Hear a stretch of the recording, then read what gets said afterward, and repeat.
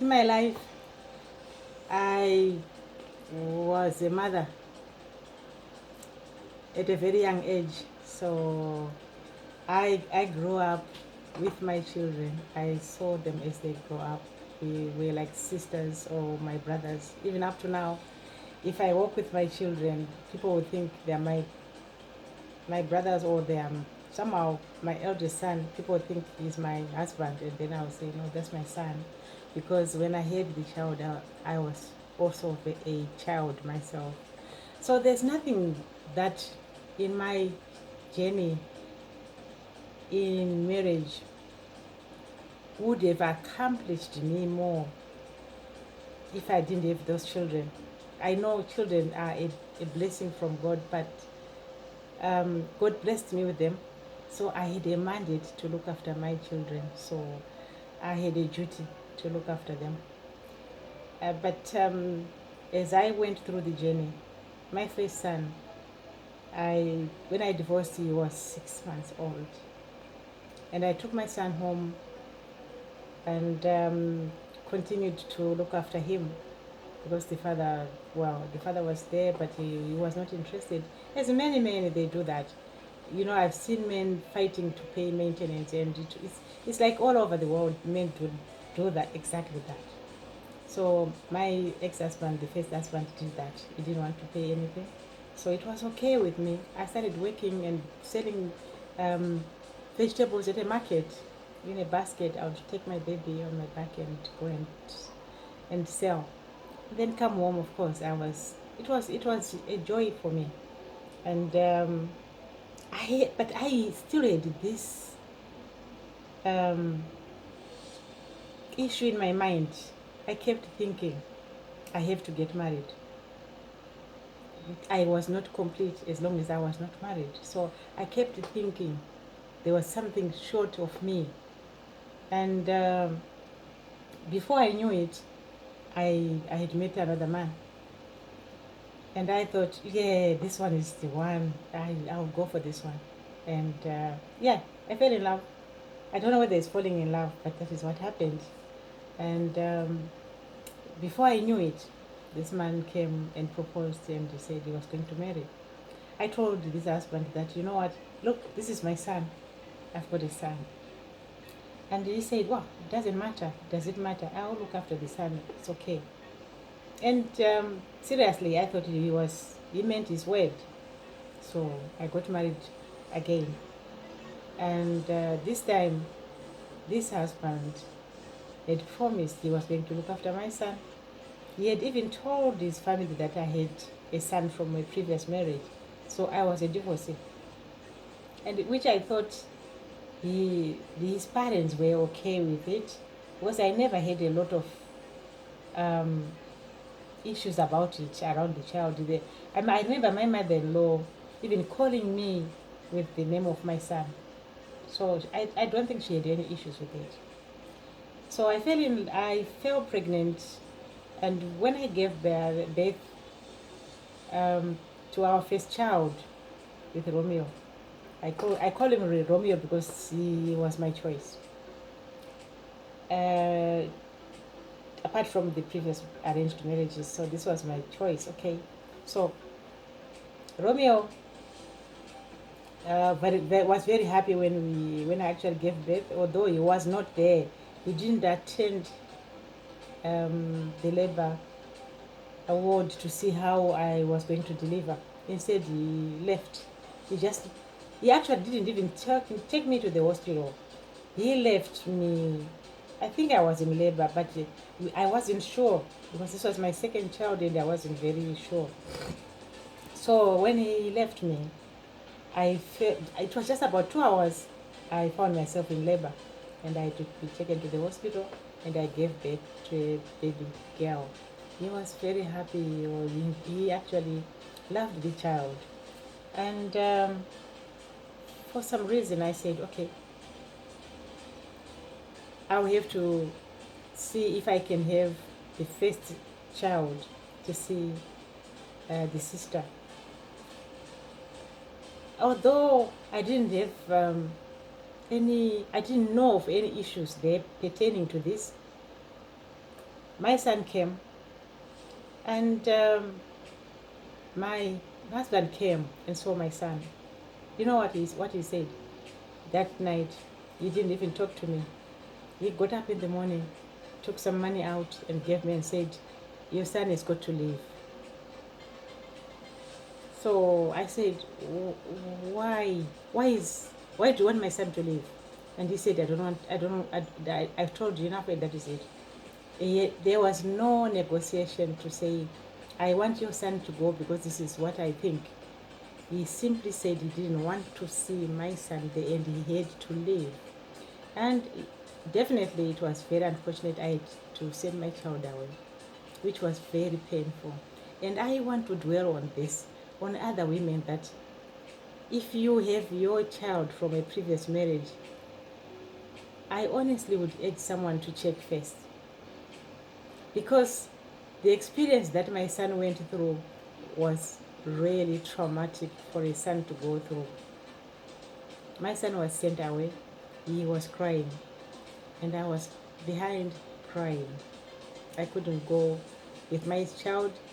I couldn't say anything. This is me. I'd chosen another husband before my child. So my child went away. And I stayed behind, hate.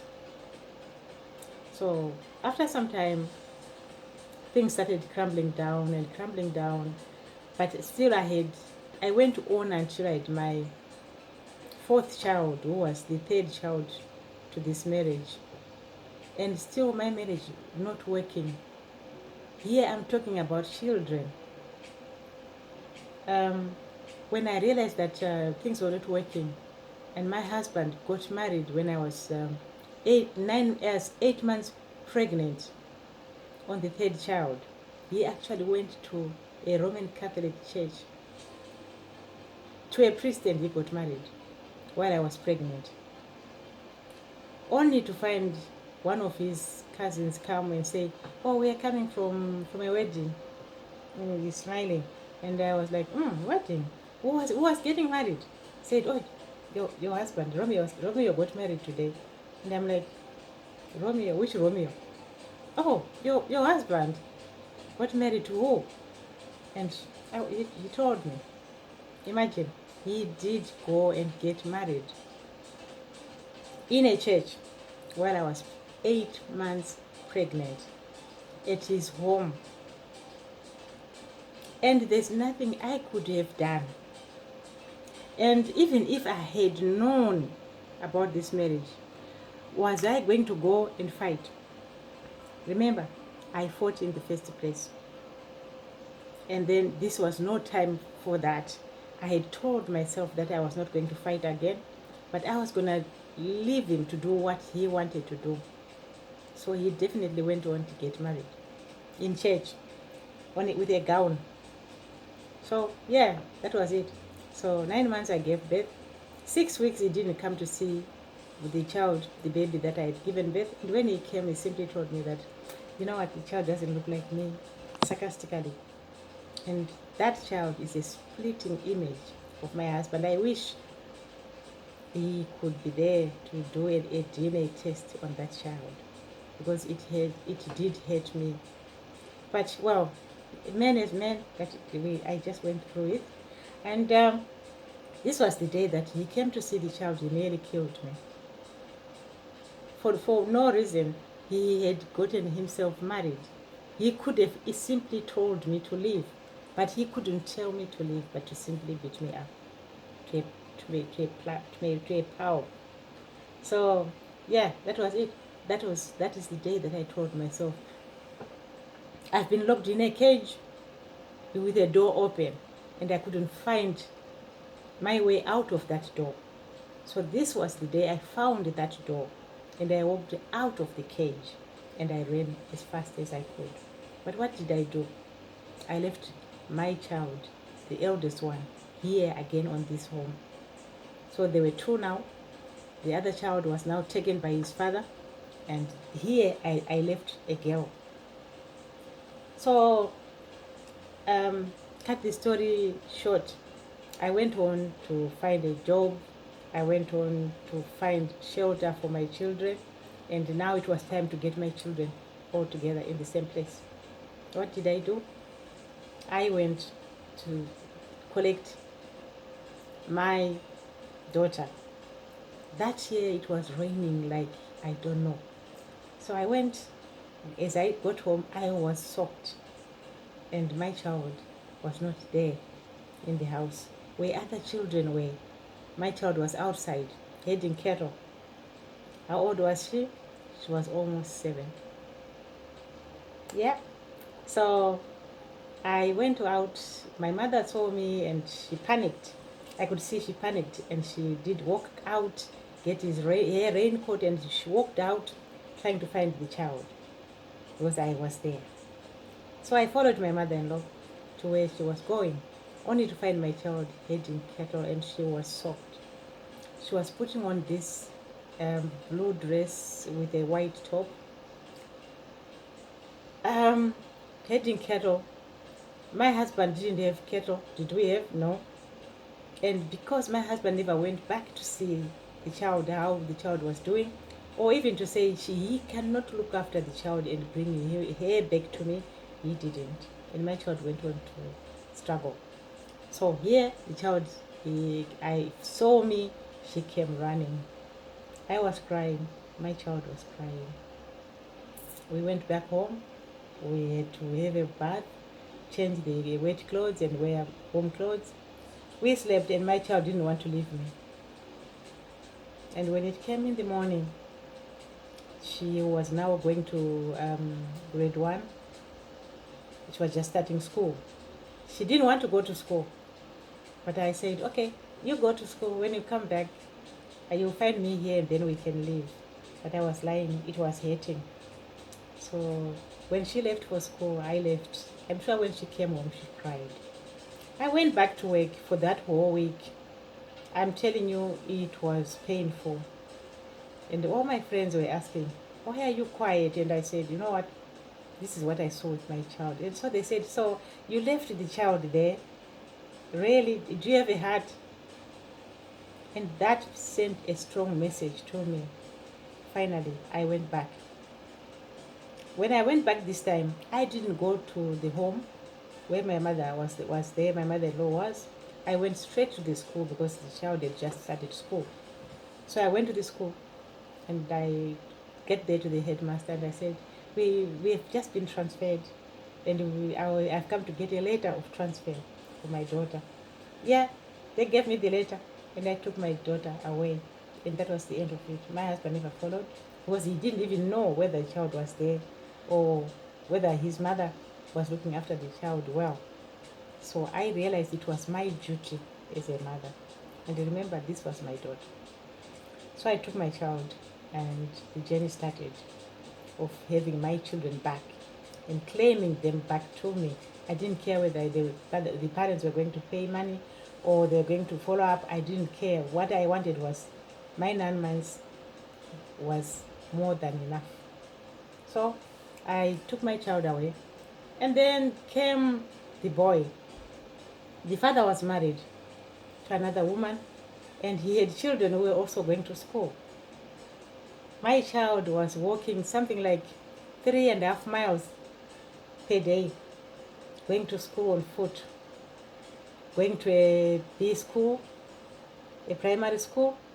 Meanwhile, his siblings were going to a school where the bus used to come and collect them, but my son was walking on foot 3.5 miles from a nickel mine to a school in the location. So he walked that journey every day until that day. It was raining again. I don't know what was wrong with rain.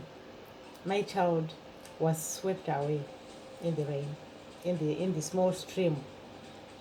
The man who were heading cattle tried to tell him not to cross over the stream, but he didn't know what to do. And meanwhile, he's soaked in the rain, and he's late again to get to school. So he did try to manage to cross the stream, and he was swept away right down the stream. My son was rolling in the water, And those men had to run for jail for my son and pulled him out of the stream, soaked and wet. This was the nail on the coffin of my son. And I said, never. When I heard about this, that my son was swept along the stream while the other children were going to a big school where they were collected by a bus, where there was a mother looking at my son walking a distance of 3.5 miles one way, a child of 7, 8, 9 years, definitely, you can imagine, walking in the bush.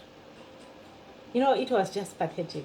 This is something which I told myself, it was time now to get my child.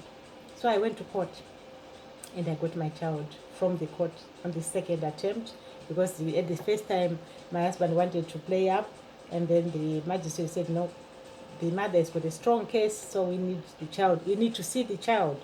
So we were given the second date, which when we went to court this time, my son was there without shoes.